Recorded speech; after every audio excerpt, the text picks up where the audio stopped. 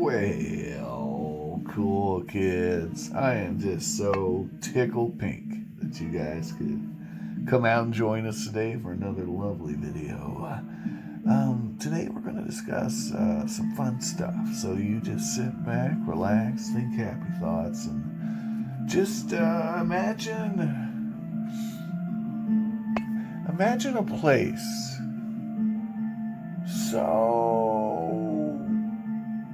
exotic that you probably can't really even imagine being there. Yep. Imagine a lovely tropical paradise that's maybe not quite as paradise as it should be. Ooh, you ever seen those big old, the Mekong catfish? Well, they live here. Yeah. So if you ever watch that show, there's a fun show.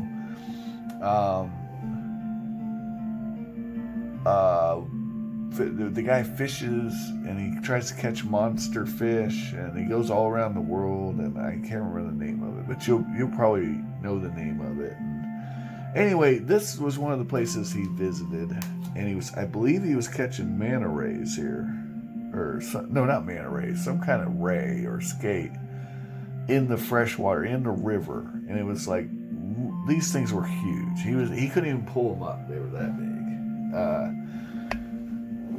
Hundreds of pounds of fish, like going out fishing for a sturgeon with a bank line, Anyway, the country is Cambodia, and this coin is an 1847 1/8 Tycho, I'm guessing. It is billing. Let's zoom in.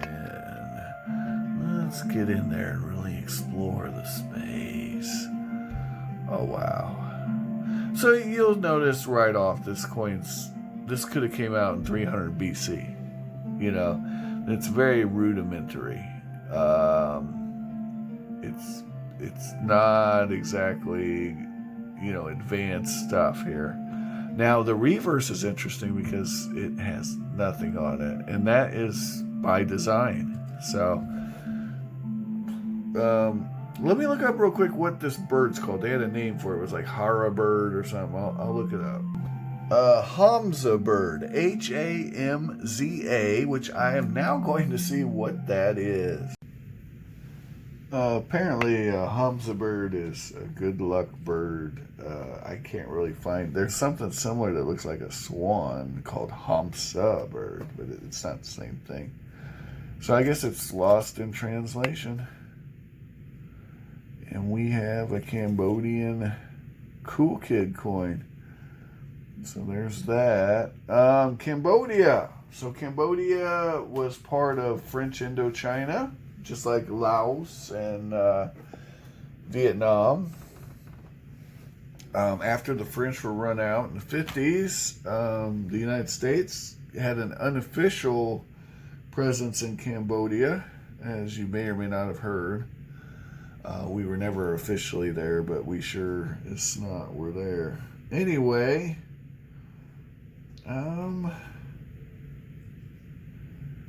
Pol Pot come to mind. Pol Pot comes to mind. You guys have heard of Pol Pot.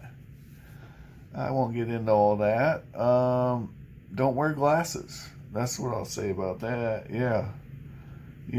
Can't trust those people with glasses. They're too intelligent, I guess.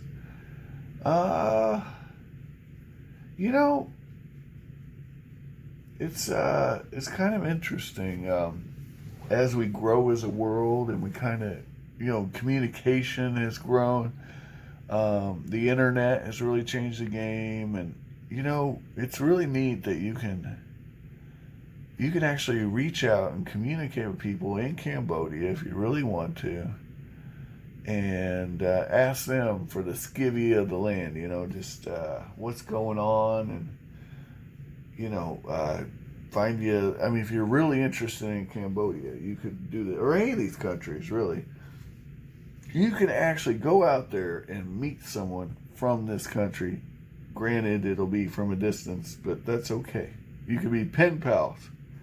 I recommend it. If any of these countries you find interesting, by all means, get to know the people, man. I'll tell you, every country I've been to, I met somebody interesting, you know. People are people, no matter where you go. The difference is the culture, right?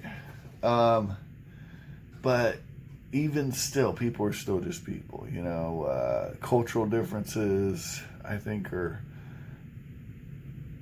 I mean, they matter, but they don't matter as much as just being a person, you know. And ultimately, unless you're being a total jerk, you're going to be okay. That's my experience. That's on an individual basis. As groups, people are horrible. But that is all people. And the more groupy they are, the more horrible they can be, potentially. But that's a different discussion. Anyway, Cambodia's in the book. Hope you enjoyed our little trip around the world today. Things are going to slow down, I think, as far as new countries, because I'm having a little couple expenses unexpected, and I'm not going to have to sell anything or anything, but I do have to slow it down. I don't know if you've been looking at the prices on these foreign coins from some of these countries, but basically I'm spending a significant amount of money trying to get this collection done. So it's going to have to slow down, maybe a coin a week.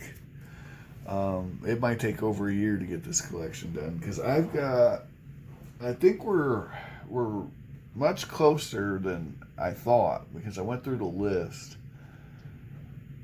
You know, we might be 50 countries away. So, but that's 52. There's 52 weeks in a year, you know. So we'll see. If I can find any of these countries on the cheap, it won't be a problem. You know, if it's, you know, $5-10 for a coin, yay, you know.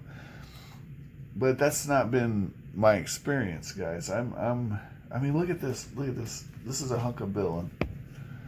And quite honestly, I can't even confirm if it's real. I mean, I'm sure it is. The seller had 100%, you know. So I'm sure it's real, but here's the thing. I can't confirm that it's real, because this would be really easy to fake. And that's one reason I don't get into, like, ancients either. But the thing is, $13.99. Right? Now, if it's real, it's worth every penny of that. You know, so don't get me wrong. I'm not. Oh, you want to price a coin? Look up the title, the full title, not 1/8, but the full title from 1847. Look that coin up. First of all, it's really cool looking, and second of all, oh my God, just to look at one will cost you $3,000. Kid you not. They're that rare. Man. The stuff you learn. So if I ever see one cheap, I'm grabbing it, you know. So that's one thing about this stuff, these experiences. You kind of learn what the rare stuff is. Now, as far as assessing if it's real or not, you know, that do your due diligence. But like knowing that coin exists, a one title from 1847 in Cambodia, knowing that coin exists, that could potentially put you as a winner. Because you could turn around and flip that thing, you know, if that's your deal. I've never sold a hunk of silver, never in my life.